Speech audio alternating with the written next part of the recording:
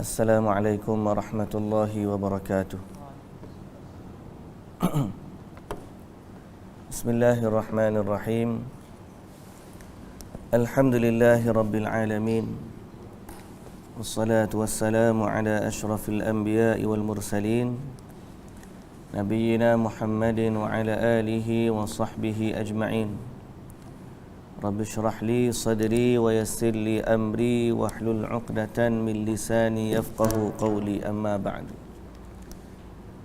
Muslimin dan muslimat, hadirin dan hadirat yang dirahmati Allah Subhanahu wa taala sekalian.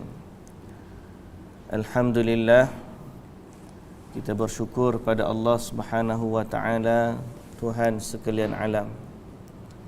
Selawat serta salam atas Nabi kita Muhammad sallallahu alaihi wasallam, juga atas ahli keluarga baginda, para sahabatnya dan para pengikutnya yang setia sehinggalah ke hari kiamat.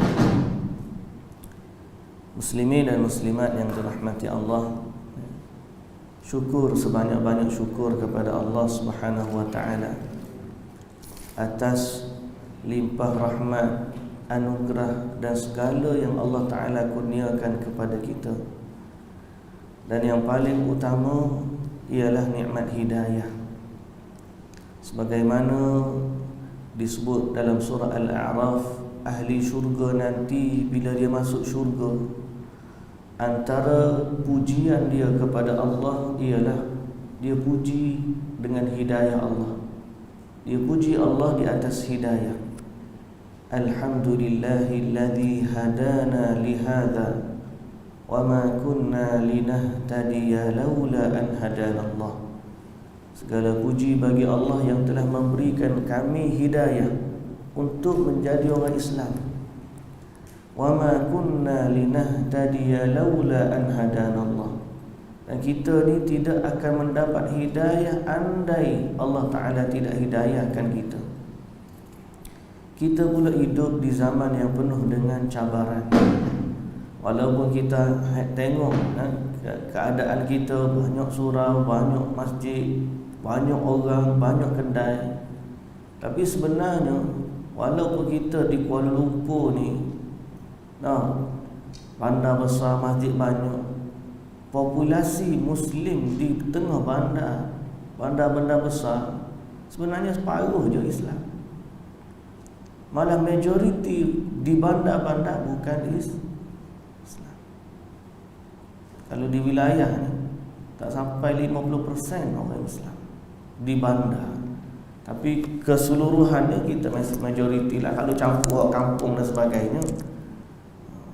Jadi maknanya kehidupan di bandar ni, andai kata kita tak jaga keimanan kita, tak mustahil lama kelamaan orang-orang Islam atau anak-anak orang Islam boleh terpengaruh dengan orang bukan Islam.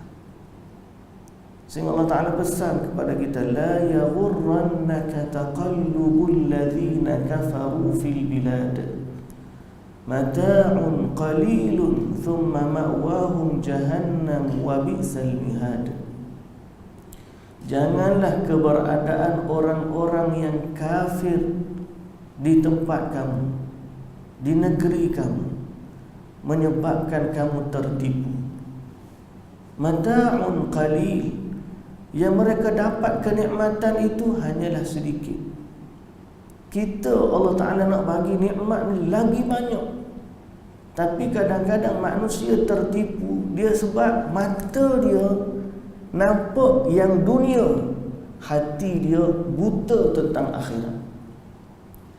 Sedang sebenarnya kalau mata dia tengok dunia, hati dia nampak akhirat, dia tak tertipu dengan keberadaan orang-orang kafir. Sebab orang kafir ni Allah Ta'ala tak uji dia seperti mana Allah uji orang Islam. Allah sayang hamba dia, Allah uji. Sebab tu manusia yang paling Allah sayang adalah manusia paling besar ujian dia. Kata Nabi sallallahu alaihi wasallam, asyaddun nas ibtila'an humul anbiya. Manusia yang paling berat ujian dia para nabi. Para nabi tak kaya kecuali Nabi Sulaiman.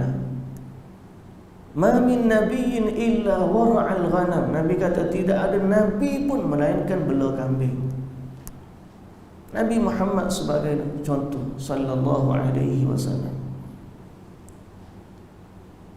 Tidak kaya, rumah kecil. Rumah dia dengan rumah kita, yang besar rumah kita. Hasanul Basri masuk rumah Nabi sallallahu alaihi wasallam waktu umur dia 17 tahun. Dia boleh pegang atap rumah Nabi. Pegang atap rumah. Kita lompat tak sampai lagi atap rumah kita. Jadi sebab apa? Kita kena teguhkan keimanan kita. Zaman ni mencabar. Tambah-tambah zaman kita ni anak-anak muda sekarang ni lah buat sementara ni tidak datang ke masjid. Tak boleh nak datang. Kita nak bawa anak pun payah. Balik rumah kita tengok dia duduk main telefon.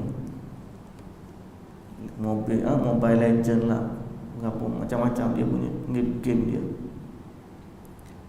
Jadi menjadi satu kewajipan bagi kita, para ibu bapa, para lelaki-lelaki, para wanita-wanita Islam, untuk kita hari ini mempertahankan akidah kita dan keluarga kita.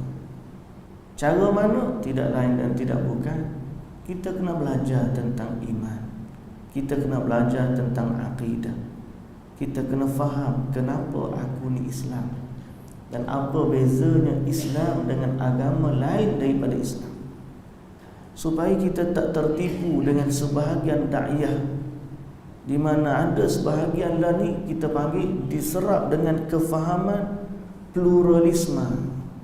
Dia kata semua agama ni sama je, yang penting kita baik, jangan ganggu orang. Bunyi macam contoh harmoninya kita. Apatah lagi kita ni duduk dalam negara berbilang bangsa, masyarakat majmuk. Jadi jangan ganggu dia, dia tak ganggu kita, kita pun tak ganggu dia. Lakum dinukum waliyadin. Bagi kamu agama kamu, bagi kami agama kami. Jadi dia salah faham tentang ayat tu. Sedang ayat lakum dinukum waliyadin bukanlah makna ikutmu lah agamamu apa, aku agama aku je. Kita bukan fikir macam tu. Lakum dinukum waliyadin maknanya andai dia ajak kita masuk agama dia, kita berlepas diri. Kerana apa? Kerana hanya Islam adalah agama yang benar di sisi Allah. Kan ada lah ni kan tubik video lakum dinukum waliyadin. Dia kena apa ni? Duduk ajak orang kepada agama Islam. Kalau orang ajak kita masuk agama dia, kita marah tak? Kalau orang ajak kita masuk agama dia, kita marah tak? Macam itulah orang tu marah kita ajak dia masuk agama Islam. Jadi jangan cara agama orang. Lakum dinukum waliyadin. Bagi kamu agama kamu, bagi kami, bagi aku agama aku. Siapa yang cakap? Seorang wanita muslimah pakai tudung Malaysia. Tambah lagi warga negara Malaysia. Pasal apa? Pasal kita tak mantapkan soal akidah. Jadi kita mukadimah tu tak nak panjang-panjang. Sebab dulu mai sekali pakai cuti tu. Ni mari sekali tu mukadimah tak baca kitab nanya. Ada kitab kita baca kitab. Supaya kalau saya tak mari pun tuan-tuan boleh baca kitab. Baik muslimin dan muslimat yang dirahmati Allah. Hari itu kita berhenti muka surat 29. Hari itu kita berhenti muka surat 29. Ceritanya ialah tentang mukaddimah, pendahuluan tebal pengertian dan penjelasan tentang akidah. Akidah ni apa benda? Kita ulang daripada poin yang pertama, mukaddimah ialah akidah dari sudut bahasa simpulan. Simpulan maknanya apa yang kita ikat kukuh dalam hati kita. Okey? Dan akidah ni bersifat duduk dalam hati. Agama ni ada yang duduk dalam hati, ada duduk pada anggota, ada duduk pada lisan. Al-iman, iman ni ialah at-tasdiqu bil qalbi wal iqraru bil lisan wal amalu bil jawarih. Iman ni membenarkan dalam hati, mengikrar dengan lisan, dan beramal dengan anggota. Sebab tu dalam Islam kita ada amalan hati, amalan lisan, dan amalan anggota. Jadi bab akidah ni duduk mana? Duduk dalam hati. Sebab apa yang kita percaya, itulah akidah kita. Kita percaya kepada Allah, itulah akidah kita. Kita percaya Nabi Muhammad tu Rasulullah, itulah akidah kita. Kita percaya kepada Nabi Isa adalah Rasulullah, itu akidah kita. Sebab tu dalam soal rukun ni kita ada dua, rukun Islam dan rukun iman. Kalau rukun Islam berkait dengan amalan anggota, tapi kalau rukun iman dia duduk berkait dalam hati kita. Kepercayaan kepada Allah, kepercayaan semua kepercayaan itu ada kaitan dengan akidah. Yang ketiga kita dah bincang sebelum daripada ni, akidah ni sesuatu yang bila kita ikat dia tidak akan lagi timbul keraguan padanya, betul-betul. Jadi nak bina akidah yang betul-betul tidak ada keraguan, mesti bina di atas akidah yang benar. Kalau akidah yang tidak benar, dia akan datang padanya keraguan. Betul ke macam tu? Dan orang kafir berusaha untuk campurkan ke dalam akidah Islam keraguan. Banyak orang yang tertipu, dia rasa ragu tentang Islam, lalu dia berpindah kepada agama lain. Realiti sebenarnya, kalau dia belajar tentang Islam, tidak ada keraguan dalam agama Islam. Yang banyak keraguan adalah agama-agama lain dari Islam. Semalam kita tengok dalam Facebook, orang share video seorang budak kecil baca buku tentang Jesus, baca buku tentang Kristian. Jadi sampai kepada tentang Jesus datang ke dunia, kemudian dia belajar, masa kecil dia belajar tentang dirinya, sedikit demi sedikit. Budak kecil tu bang, Jesus, God, Tuhan, dia belajar tentang dirinya sendiri, sedikit demi sedikit. Dia boleh. Macam mana Tuhan perlu belajar tentang diri dia? Maknanya Tuhan ni tak tahu ke dia Tuhan, kena belajar bahawa dia ni Tuhan. Budak kecil boleh fikir, Tuhan kena belajar nak jadi Tuhan. Logik atau logik? Budak kecil pun fikir keraguan. Tapi dalam Islam tak ada.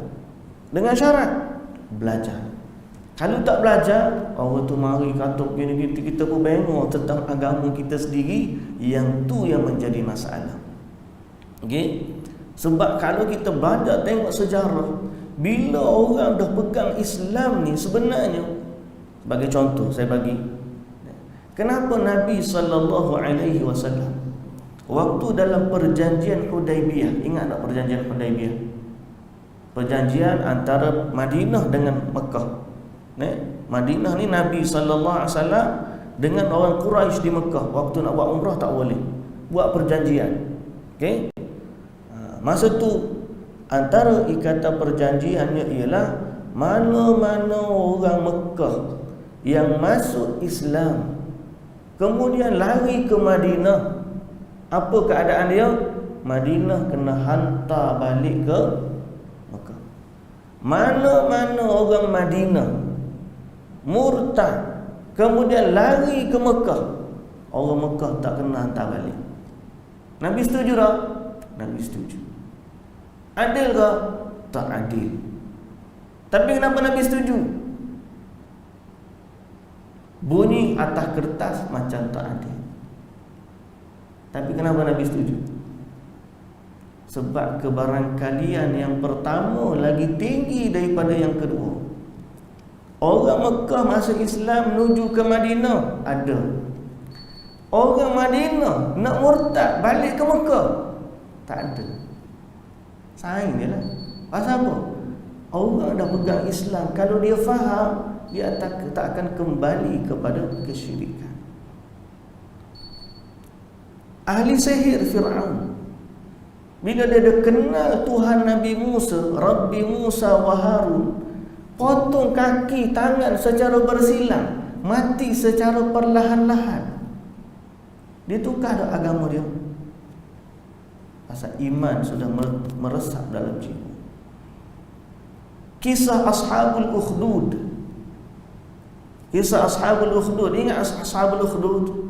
Budak kecil yang belajar ilmu sihir, kemudian akhirnya dia jumpa pendeta, belajar pula ilmu Islam, kemudian dia masuk Islam, jadi hebat, boleh sembuhkan orang yang boleh sembuh orang sakit. Kemudian salah seorang daripada pembesar raja masuk Islam, berubat dengan budak ni, sembuh daripada penyakit buta. Kemudian balik jumpa raja, "Ai, dulu kamu buta, macam mana dia celak balik?" "Tuhanku sembuhkan aku." "Siapa Tuhan kamu?" "Tuhanku dan Tuhan Tuanku adalah Allah." Marah raja, "Ada Tuhan lain daripada aku." Raja marah, "Siapa ajar kamu?"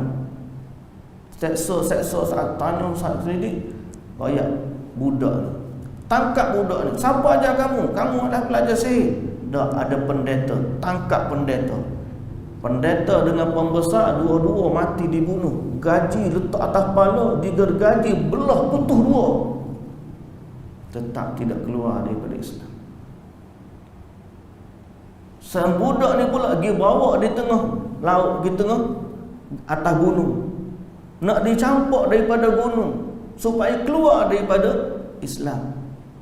Tapi budak tu tetap, dia minta dengan Allah. Allah Ta'ala goncangkan gunung, jatuh habis tentera raja, budak ni selamat. Balik jumpa raja. Raja tangkap lagi, pergi ke tengah laut, nak campak tengah laut. Budak ni minta lagi dengan Allah. Allah Ta'ala bantu, datang ribut gelombang, terbalik kapal, mati habis tentera raja, budak ni selamat. Balik semula jumpa raja. Lalu dia kata, "Kalau tuanku nak bunuh aku, boleh kumpulkan semua penduduk negeri, kemudian ambil anak panah daripada bekas panah aku ni, duduk depan aku, baca doa ni, Bismillah, dengan nama Allah Tuhan budak ni." Maka dia pun buat, raja berkumpul semua sekali, ambil anak panah dalam budak tu, duduk depan dia, baca doa kuat-kuat, Bismillah, dengan nama Allah Rabbil Ghulam, Tuhan budak ni. Dia lepas anak panah, kena, baru mati. Jadi penduduk negeri selama ni kata, raja ni Tuhan. Tapi kenapa Tuhan ni waktu nak bunuh budak ni kena minta tolong dengan Tuhan budak ni? Mana dia bukan Tuhan. Orang pun keluar daripada agama raja, beriman dengan Allah, Tuhan budak ni. Raja dah naik panik, suruh garing parit besar, kemudian campak kayu, bakar api, bawa semua penduduk yang beriman. Kalau nak beriman kepada Tuhan budak ni, aku campak dalam api. Tapi bila Islam duduk dalam hati, dia adalah keyakinan yang tak ada keraguan. Mati. Asal apa? Kita akan rela mempertahankan akidah kita walaupun galang gantinya nyawa. Campur seorang demi seorang, mati sampai seorang ibu kandung budak ni takut, teragak-agak. Allah Ta'ala jadikan budak ni boleh bercakap, "Wahai ibu, yakinlah ibu atas kebenaran." Akhir sekali mak dengan budak-budak ni pun dicampak dalam api.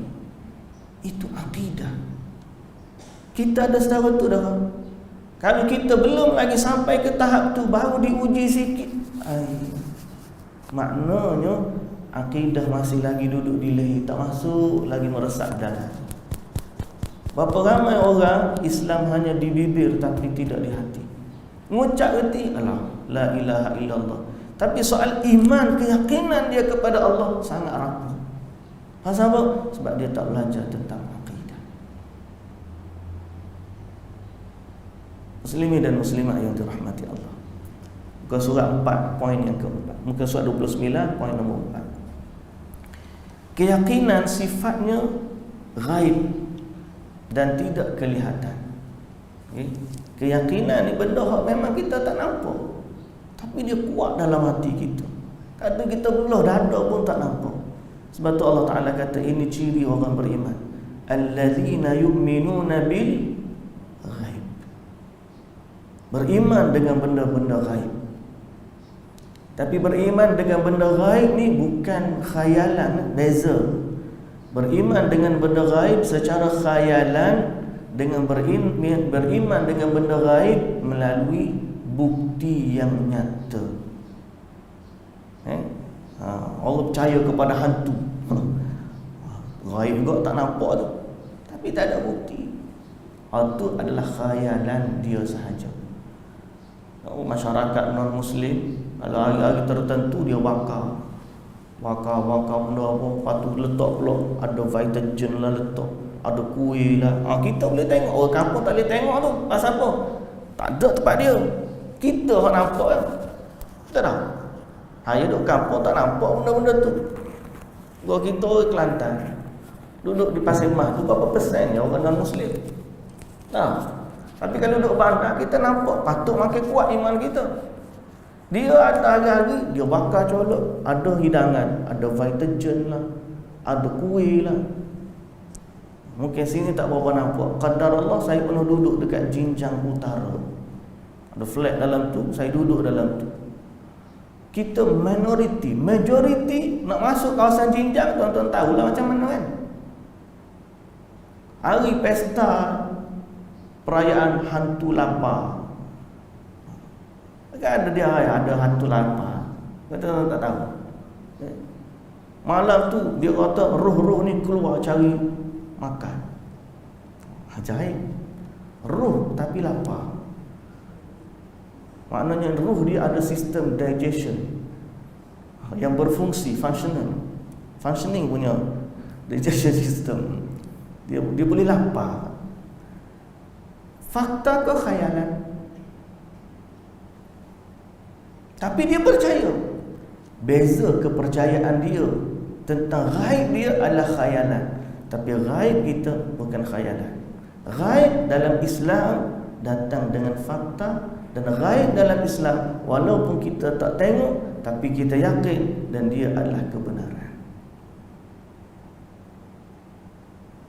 Kita percaya tentang malaikat. Macam mana kita percaya tak boleh tengok? Nak percaya lagu datang dengan Quran, datang dengan hadis. Kita percaya tentang hari kiamat. Siapa pernah datang bagi tahu? Tapi kita yakin pasal dia bermula dengan keyakinan kita kepada Islam, kemudian kepada Allah, kemudian kepada Rasul, kemudian kepada kitab, kemudian datang akhirnya beriman kepada hari kiamat. Ada bukti dan ada logik. Nanti kita bincang detail. Cuma kena belajar. Baik. Yang kelima, akidah yang benar melawan akidah yang batil. Bila sebut tentang akidah, maknanya kepercayaan ni bukan Islam je ada kepercayaan. Akan tetapi seluruh pemeluk agama atau aliran tertentu mempunyai keyakinan atau akidah yang dijadikan mereka sebagai aturan hidup. Macam kita sebut tadi kan. Dia pun ada kepercayaan dia, kita pun ada kepercayaan kita. Tapi jangan asal percaya. Kan tengok asas kita percaya sebab apa. Hal itu tidak hanya berlaku secara personal, tapi juga berlaku secara kolektif. Sejak awal kekhalifahan sehingga sekarang, bahkan sehingga Allah mewariskan bumi ini serta penghuninya, makna serta sampai hari kiamat lah. Akidah ni senantiasa akan ada dua bahagian. Pertama, akidah yang benar. Yang kedua, akidah yang batil. Senantiasa ada sampai kiamat. Akidah yang benar adalah semua akidah ataupun akidah yang dibawa oleh semua Rasul yang mulia. Sama ada Nabi, daripada Nabi Adam, Nabi Nuh, Nabi Sulaiman, Nabi Daud, semua Nabi-Nabi sampai Nabi Musa, Nabi Isa, sampailah Nabi Muhammad sallallahu alaihi wasallam. Semua Nabi-Nabi ini membawa satu akidah yang benar. Yang batil, jalan dia mudah je. Yang batil, macam mana kita nak kenal? Kita pergi kepada poin nombor 6. Tuan-tuan boleh baca lah. Maknanya akidah ni akan ada dua. Satu betul, satu tak betul. Dua ni antara dua. Kepercayaan, ialah dia tak ada pilihan. Betul separuh, tak betul separuh. Tak ada. Tak ada. Pasal apa? Supaya kita boleh beza. Ada orang dia campur akidah. Tak pernah tengok ada orang campur akidah? Tak terbayang. Ada, saya bagi clue. Ada rumah ibadat dekat-dekat dengan masjid. Tuan-tuan kena ingat kau surau. Tengok bukan. Ada tak pak kita? Ada. Agama apa? Agama apa? Tak pernah tengok. Agama Sikh. Sikh ni dia dekat dengan Islam. Tapi dalam masa yang sama dia ada amalan-amalan Hindu. Dia adalah agama pertengahan antara Hindu dengan Islam. Apa dia buat? Ambil hak sikit Islam sikit, ambil hak Hindu sikit, jadilah agama Sikh. Ada satu juga agama di Vietnam, Islam, ngaku Islam, tapi versi dia tak sama dengan agama kita. Pasal apa? Masa dulu raja dia ni duk bala sama antara Islam dengan agama Buddha. Buddha dia duk senantiasa bala. Jadi raja dia lah kata, jangan duk bala kat bahasa kita lah ni. Jangan duk bala kat kita ni. Kita kan satu rumpun, satu bangsa, satu negara. Jadi kita buat satu versi agama ikut acuan nusa bangsa kita. Macam mana buat? Campur Buddha sikit, apa hak dalam Islam campur, apa hak dalam Buddha. Ni agama kita. Jadi jangan bala. Orang Islam pun dapat portion dia, orang Buddha pun dapat portion dia. Dia pun campur. Agama ni kalau dilihat betul separuh tak betul separuh, valid ke tidak di sisi Allah? Jawapan dia tak valid. Agama ni sama ada kamu terima 100% seperti mana Allah bagi tahu, ataupun kamu duduk di sebelah sana. Agama batil. Walaupun kamu ambil sikit, tapi selama kamu bercampur adukkan dia dengan agama batil, walaupun satu, dia hukum dia halal dengan haram ni, kalau campur, siapa menang? Halal dengan haram kalau campur, siapa menang? Haram. Kalau masuk satu periuk gulai, cuma daging kambing hok sembelih, tiba-tiba masuk bangkai seketul, campurlah tu, habis satu periuk boleh makan. Dah. Islam lagu tu contoh perumpamaan. Dia ni agama beres lah kata semayang kau apa semua beres, tapi ada iktikad dia yang menjatuhkan dia ke dalam kesyirikan, habis semua. Kita kena firm dalam Islam ni, bukan boleh main-main. Jadi jangan sampai ada kepercayaan yang bukan daripada Islam duduk dalam hati kita. Habis tu nak kenal macam mana ustaz? Kena belajar. Tu dia jalan dia. Tak ada terima wahyu. Kan ada pak kita ni orang tu boleh mengaku dia terima wahyu. Tak ada. Kita ni kena belajar baru faham. Kalau terima wahyu tak ada, pintu wahyu sudah pun tertutup. Persoalan yang keenam, manakah akidah yang benar itu sekarang? Mana akidah yang benar? Jawapan dia, tak ada lagi akidah yang benar di zaman ini melainkan Islam. Berani pak dia kata dia je betul, habis orang lain tak betul laku. Ini pemikiran pluralisme. Tuan-tuan yang dirahmati Allah, bila kita kata hanya Islam sahaja agama yang betul, Itu bukan maksud kita ni nak sombong diri. Sebab bukan kita yang kata Islam ni betul. Bukan saya kata. Yang kata siapa? Yang kata siapa? Bagaimana contoh kalau kita kata, kita nak bagi satu perkara, kita kata hanya warga negara sahaja yang boleh layak mendapatkannya. Apa kata warga negara lain? Orang pendatang-pendatang duduk pak kita, mana cium? Orang Malaysia aja boleh. Kan masa dulu mula-mula dulu kat PKP, hanya warga negara je boleh mari sembahyang masjid. Orang lain pun tengok terkebir-kebir nak mari. Padahal selama ni dia hak penuh masjid dia. Warga negara tak apa nak mari. Dia pun rasa apalah hanya warga negara yang pasal kita kata tak boleh nak marah. Ni arahan daripada pihak berkuasa tempatan. Itu baru satu contoh kan. Jadi jangan marah kita, bukan kita yang letak regulation tu. Yang letak tu adalah penguasa.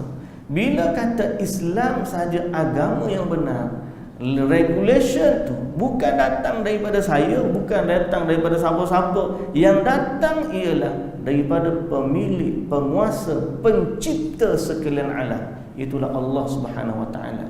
Dia yang cipta langit dan bumi, dia yang cipta manusia dan haiwan, dia yang cipta segala-galanya, dan dialah yang kata innad dina indallahil Islam. Jadi apa hal kamu tiba-tiba nak kata agama lain betul juga? Sebab yang kata Islam saja di sisi Allah yang benar. Yang kata tu adalah Allah Subhanahu Wa Taala. Boleh faham tak? Kalau kita tiba-tiba dalam hati kita ada perasaan masuk agama lain pun betul juga. Maknanya tuan-tuan, dalam keadaan tu orang yang berkata begitu dia telah mencabar Allah Subhanahu Wa Taala. Kalau kita apa hukum dia? Apa hukum dia? Kalau dia tiba-tiba dia Islam, tiba-tiba dia iktiraf agama lain, bukan untuk diamalkan. Kalau dia kata agama lain pun buat beramal dekat kita, tapi iktikad dia dalam hati dia kata agama lain pun betul juga. Kita beza antara kita kata lakum dinukum waliyadin, agama kamu nak buat ikutmu lah, aku tak cara, aku berlepas diri daripada agama kamu. Dengan seorang lagi kata mana-mana agama pun betul aku.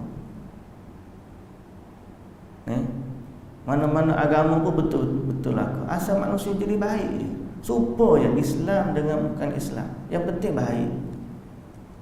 Ada beza tak akidah? Dalam hati dia ada beza tak dalam hati dia? Kau tuan-tuan tak nampak beza dia?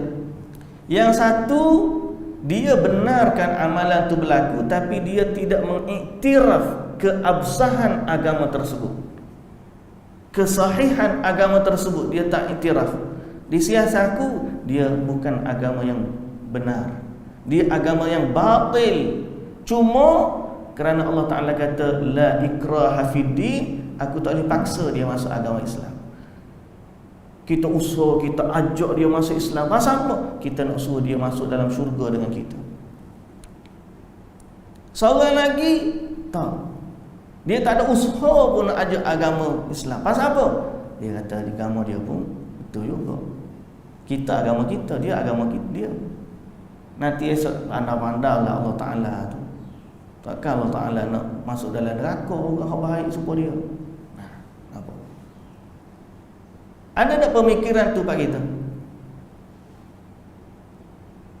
Ada siapa seorang tu, seorang lawyer famous dalam media sosial. Dia kata nanti dia nak jumpa dengan kapal Sing nanti di dalam syurga, dia kata. Pasal kapal Sing ni orang baik pada dia lah. Dia minat punya siapa dia iktikad dia, semua orang baik masuk syurga, biarlah agama apa pun. Perkataan dia tu menyeleweng dengan Al-Quran, berselisih, bertentangan dengan Quran. bercangguh dengan ajaran Nabi, macam mana dia boleh kata kapal sing tu dia nak jumpa dalam syurga? Kamu minat kepada dia tentang politik dia, minat tak apa. Tapi jangan sampai kamu jual agama hanya disebabkan kamu minat politik dia. Sebab kata lagu tu menyalahi akidah. Contoh banyak. Jadi kita kena firm tentang akidah, bukan boleh main-main. Sebab inilah harta kita yang kita nak bawa jumpa dengan Allah. Berkawan dengan orang non-Muslim, baik sungguh, baik, betul. Tapi kalau kamu betul sayang kepada dia, ajak dia masuk Islam. Pasal apa? Sebab i'tiqad kita, inna dina indallahi Islam.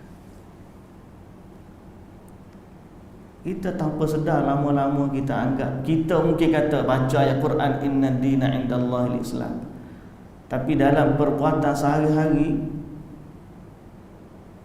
kita tak sensitif pun bila orang baik dengan kita meninggal dalam keadaan bukan Islam. Seumur hidup kita tak pernah ajak dia masuk Islam. Lepas tu kita kata Islam je agama yang betul. Seumur hidup dia baik dengan kita, dia begitu. Kita tak pernah hantar pun satu pamphlet dekat dia supaya kenalilah Islam. Aku tak reti nak ajak kamu tentang Islam, tapi kenalilah Islam. Kita tak pernah ajak dia atas satu mesej WhatsApp, ask Islam, bertanya tentang Islam, ask about Islam, bantal link. Aku tak boleh nak ajak kita ada hubungan yang baik, tapi you should know this. Mungkin nak belajar tentang Islam. Kamu rasa nak masuk Islam, itu terpulang. Tapi aku ada tanggungjawab untuk memperkenalkan kamu tentang Islam. Kita jangan bergaduh, kita bersahabat, tapi ini tanggungjawab aku tentang agama. Akhirat esok nanti tiba-tiba dia tak adalah kata, ya Allah, selama aku hidup kawan dengan dia 40 tahun berkawan dengan dia, satu perkataan pun tak keluar, dia ajak aku masuk Islam. Dan tuan nak jawab di depan Allah. Cakap memang mudah, kita nak hantar share kata-kata juga nak hantar. Kata-kata juga. Saya kadang-kadang nak hantar tafsir, ada seorang tu, Uncle Lim nama dia. Saya kenal dia tu, dia yang ambil bulu. Saya hari tu ambil bulu. Bulu colok, bulu colok. Bulu kita ni nak main, nak buat kono-kono craft tangan lah. Dia cari bulu dekat kampung orang asli Larak tu. Cari-cari mana ada bulu tepi jalan, nak beli lemah pun kena beli sebatang RM1. Semua ambil dalam hutan belakang. Cari-cari tak boleh tepi jalan. Kena tanya orang mana nak beli bulu. Dan mampu tunjuk satu tempat dekat Pangsun, ada satu macam nak kata kilang tidaklah, kecil lah. Dia memang buluh dia macam-macam, besar, kecil, tebal, nipis, ada belakang. Saya kata apa pakcik ni? Rupa-rupanya dia ni, dia buat colok orang Cina. Dia buat colok, batang-batang colok tu dia buat, dia supplier batang colok. Orang Cina yang kuat beragama, tapi baik. Kita bercakap dengan dia, beli bulu dengan dia, ambil nombor telefon, teringat ke dia, akan datang juga share link kuliah ke dia. Dia nak dengar tak dengar tu, kurang-kurang adalah asbab untuk kita jawab depan Allah. Jangan ingat satu ayat Quran. Ayat Quran ni cerita tentang apa? Kaum Nabi Musa. Kaum Nabi Musa ni dia terbahagi kepada 3 kumpulan. Hak lain ikut Nabi Musa. Okey. Pertama, hak sembah anak lembu. Bukan semua sembah anak lembu tu. Yang ikut Samiri bukan semua. Sebab Allah Ta'ala kata ada kumpulan yang kedua, wa min qaumi Musa ummatun yahduna bil haqqi wa bihi ya'dilun. Daripada kaum Musa ada satu umat yahduna bil haqq, dia mendapat petunjuk kepada kebenaran, wa bihi ya'dilun, dan dia berada di atas kebenaran itu dengan seadil-adilnya, dengan betul lah maknanya. Kaum kedua. Kaum ketiga adalah kaum pertengahan. Kaum ni dia tak lawan yang ni, dia tak bersama dengan yang ni. Allah Ta'ala kata wa idh qalat ummatum minhum, ketika mana berkata satu kaum dari mereka, satu umat dari mereka, lima ta'idhuna qauman, kenapa kamu pergi beri peringatan kepada kaum tersebut? Satu kaum. Lima ta'idhuna qauman illahu muhlikuhum aw mu'adzibuhum 'adzaban syadida. Kenapa kamu bagi peringatan kepada kaum yang memang Allah nak azab dia dan Allah nak binasakan dia? Mana ada satu lagi kumpulan, dia pergi tegur orang yang betul ni, orang yang memberi nasihat ni. Jadi ada tiga kumpulan.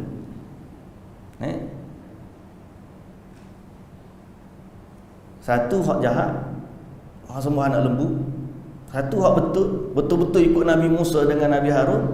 Satu ni duduk tengah-tengah, tak larang, tak sokong, tengah-tengah.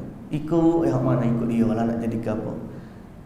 Apa jawapan kepada orang tengah ni? Jawab apa? Dia kata apa? Qalu ma'ziratan ila rabbikum wa la'allahum yattaqun.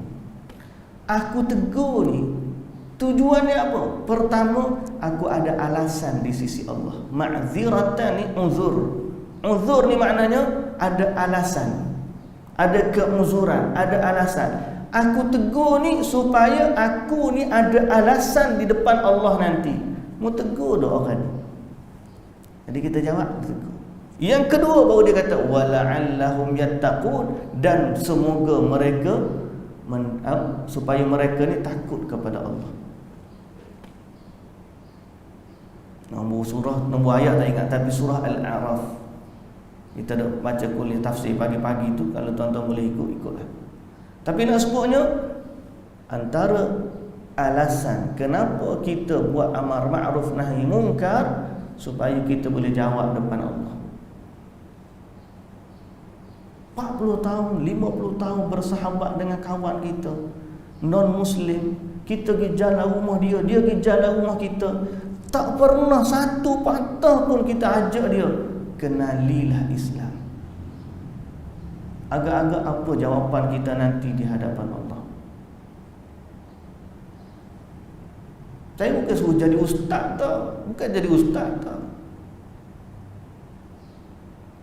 Semangat tengah semangat, kadang-kadang kita pun tak boleh nak jawab, tak erti nak dakwah. Saya pun bukan pandai. Gini dengan komuniti hak kita biasa dah, bahasa kita pun okey lah. Tapi kalau jumpa non-Muslim, bukan bidang kita, kadang-kadang payah nak jawab. Tengah-tengah semangat mengajar macam gitu, hari tu pergi bengkel kereta. Saya pun tu tanya tu pomen tu. Ayah, okey, kita nak masuk Islam ke? Direct to the point. Dia pun tengok terkejut, mamak ni nak mari bengkel kereta, kau nak mari apa? Dia jawab, tak nak lah, orang Islam ni suka bunuh binatang. Oh, vegetarian rupanya dia. Kalau kita pun aku nak kata gapo lagi, tak erti juga nak ayat ni, tapi tak apalah. Aja tu itu okey, yang tak nak masuk Islam dah.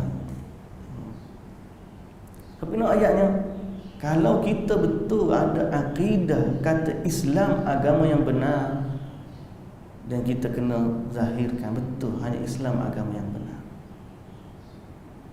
Cara mana? Kalau kita sayang sungguh ke dia, Allah, kawan baik kita, dia tolong kita, kenapa kita tak nak tolong dia? Kita nak tolong dia daripada api neraka. Kita nak selamatkan dia dan keluarga dia selama ni baik dengan kita daripada azab yang kekal buat selama-lamanya. Sebab akidah kata gitu. Akidah kita. Jadi masa ni ada lagi dah agama lain daripada Islam yang benar? Jawapan dia tak ada. Baik, muslimin dan muslimat yang dirahmati Allah. Pada saat ini tidak ditemukan lagi akidah yang benar itu kecuali dalam Islam, kerana dia merupakan agama yang dijaga dan dijamin oleh Allah Subhanahu wa taala. Sebagaimana firman Allah, inna nahnu nazzalna dzikra wa inna lahu lahafizun. Adapun agama-agama lain di luar dari Islam, walaupun sebahagiannya adalah titisan kebenaran. Nampak tak? Ada yang betul, dia campur aduk. Kalau saya sebut tentang Sikh, kalau saya sebut tentang agama Buddha, ada lagi agama yang betul-betul pure dari langit, agama Allah yang asalnya, tapi diseleweng dengan campuran daripada tangan-tangan manusia, seperti agama Yahudi dan Nasrani. Kita panggil dia Ahlul Kitab. Kalau betul kitab dia sebagaimana yang Allah Ta'ala turun, tak apa. Tapi ni kitab dia sudah seleweng. Fawailul lilladzina yaktubuna alkitaba biaydihim thumma yaquluna hadha min indillahi liyashtaru bihi thamanan qalila. Celakalah orang yang tulis kitab dengan tangan dia, bukan tulis salin dah, dia tulis ayat baru. Dia tulis ayat, kitab tak ada, dia tulis. Kemudian dia kata, "Tsumma yaquluna hadza min indillah." Dia berkata, ni sebenarnya perkataan Allah. Padahal dia yang tulis. Allah Ta'ala kata ni, "Fawailul lilladzi", celaka. Hujung ayat Allah kata, "Fawailul lahum mimma katabat aydihim." Celakalah apa yang mereka tulis dengan tangan mereka. Campur bahaya. Jadi ada orang agama dia titisan asalnya benar, tapi bercampur aduk dengan kebatilan buatan manusia. Apa hukum dia? Batil, walaupun asalnya betul. Okay? Walaupun sebahagiannya adalah titisan kebenaran, tetapi itu pun bukan representasi dari kebenaran dan tidak pula dapat menampakkannya. Jadi barang siapa yang ingin mengetahui akidah yang murni, maka dia tidak akan menemukannya dalam agama Yahudi, Nasrani ataupun ucapan-ucapan ahli falsafah. Ia hanya akan menemukan dalam Islam dari dua sumbernya yang asli. Nak tahu agama, akidah yang benar, kena kembali kepada dua sumber yang asli. Apa dia? Al-Quran dan juga As-Sunnah. Dua sumber yang masih tetap segar, lembut, murni dan bersinar, yang menundukkan akal dengan dalil dan hujjah, serta mengisi hati dengan iman, keyakinan, cahaya dan kehidupan.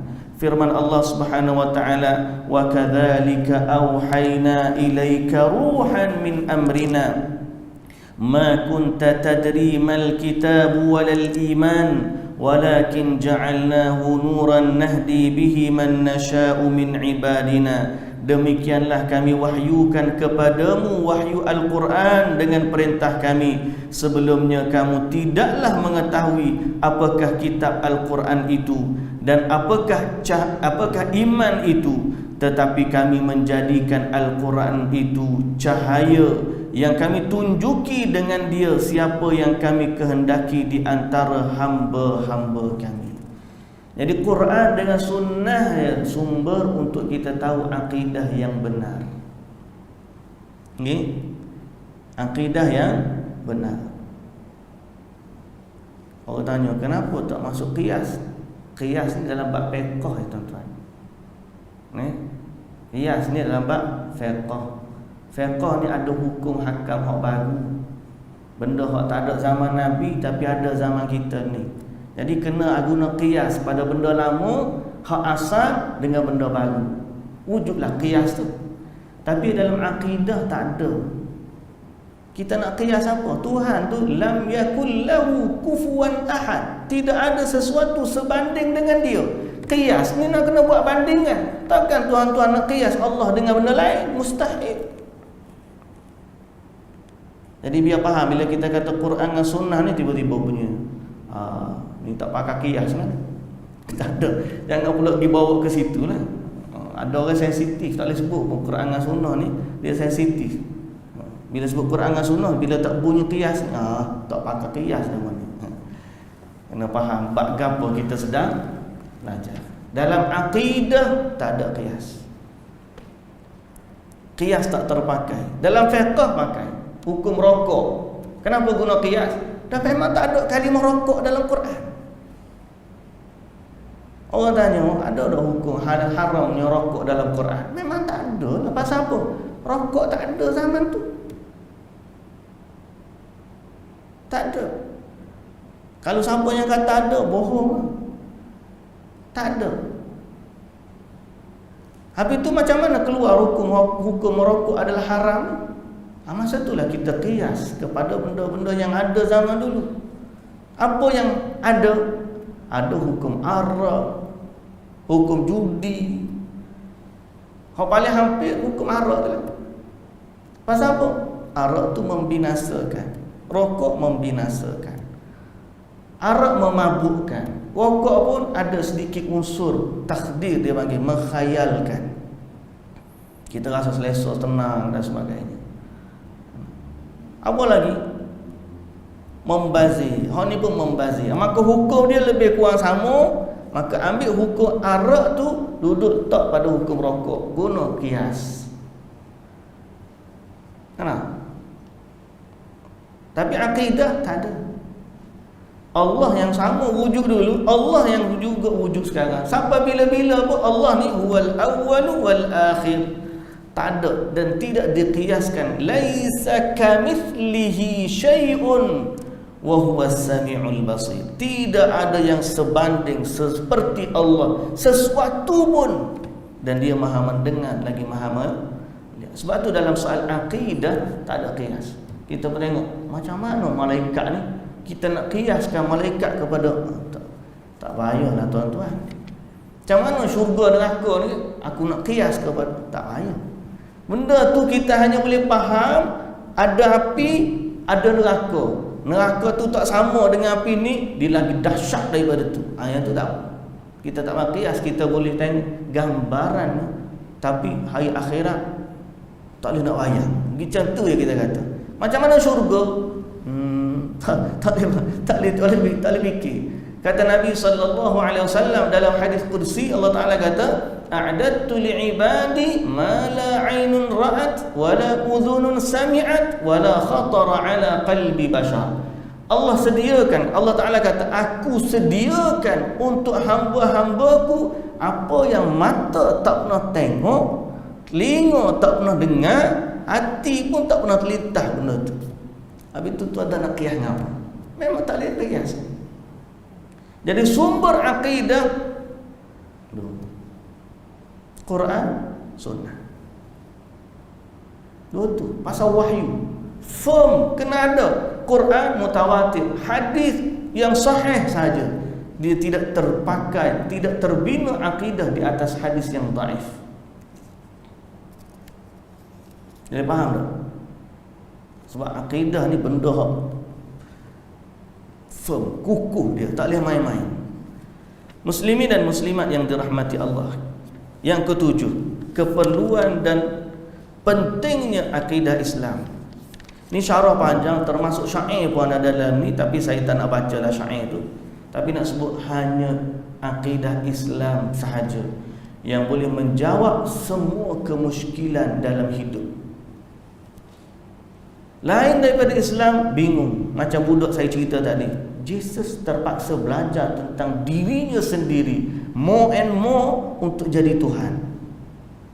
Then Jesus is God. Dia berpelik. Ada ramai orang tak jumpa jawapan. Kenapa aku hidup di dunia? Untuk apa aku dihidupkan?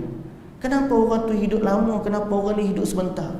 Kenapa aku hak baik ni ditimpa penyakit, dia hak jahat sihat walafiat?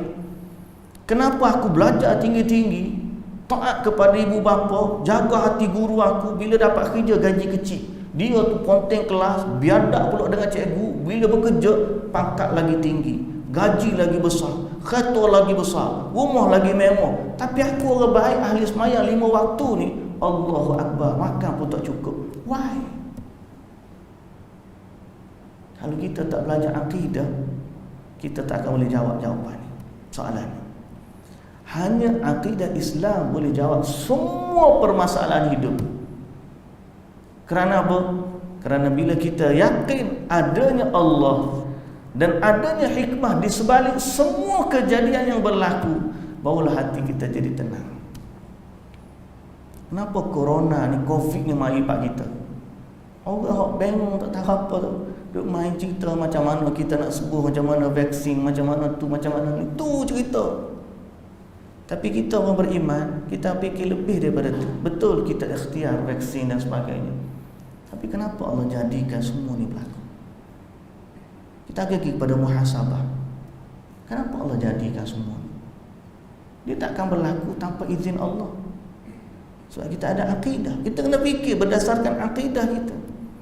Allah nak mempersiapkan kita untuk satu kejadian akhir zaman yang kita pun tak tahu. Mungkin berapa dekat masa dia tak tahu. Tapi makin kita menghampiri akhir zaman, Dajjal nak mari, orang makin lupa dengan agama.